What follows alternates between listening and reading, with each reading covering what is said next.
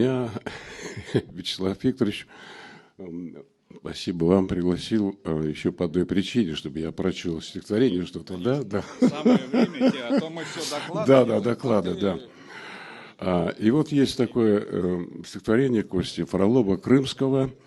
Мы с ним дружим, удивительного таланта человек. И короткое стихотворение, просто русский. Один чудак с лицом фальшиво грустным, ютясь в салоне своего Порше, сказал: «Мне стыдно называться русским, мы нация бездарных алкашей. Его душа не стоит и полушки, как желтый лист с обломанных ветвей.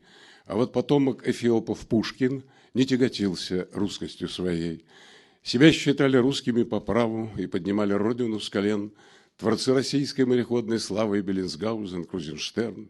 И, не мирясь с мировоззрением узким, стараясь заглянуть за горизонт, за честь считали называться русским шотландцы Грейк, Детоле и Лермонт.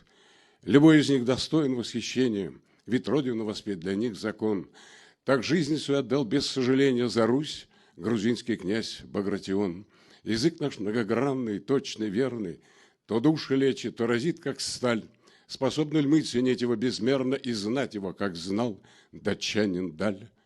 В душе любовь сынов не лелея, всю жизнь трудились до 7 потов, Суворов, Ушаков и Менделеев, Кулибин, Ломоносов и Попов.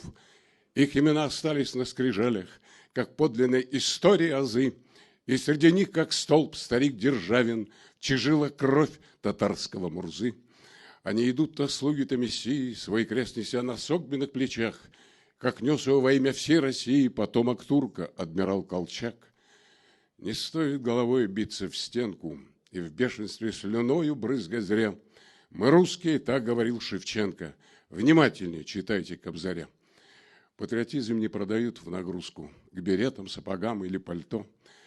Но, коли вам стыдно называться русским, вы, батенька, не русский, вы никто.